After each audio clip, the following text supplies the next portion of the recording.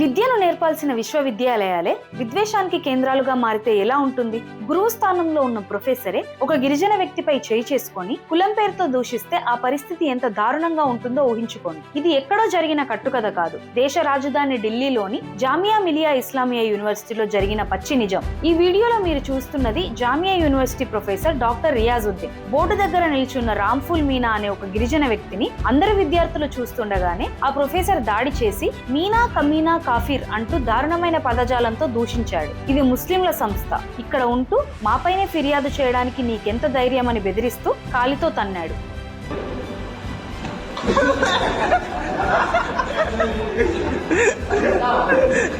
విచిత్రం ఏంటంటే చుట్టూ ఉన్న విద్యార్థులు ఆపడానికి బదులుగా చప్పట్లు కొడుతూ ఆ ప్రొఫెసర్ ను ప్రోత్సహించారు.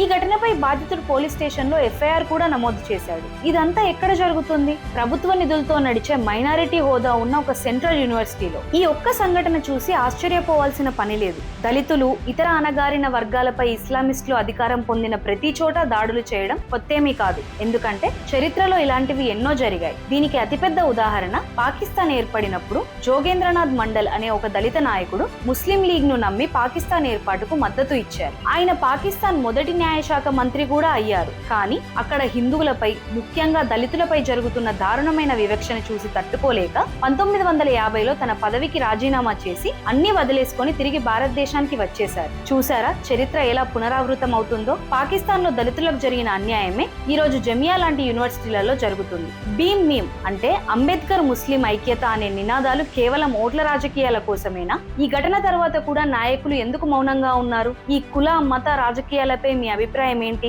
విద్యాలయాల్లో ఇలాంటి హింసను ప్రేరేపించే వారిపై కఠిన చర్యలు తీసుకోవాలా వద్దా? కింద కామెంట్స్ లో మీ గొంతును వినిపించండి. ఈ నిజాన్ని అందరికీ తెలియడానికి వీడియోను లైక్ చేసి షేర్ చేయండి.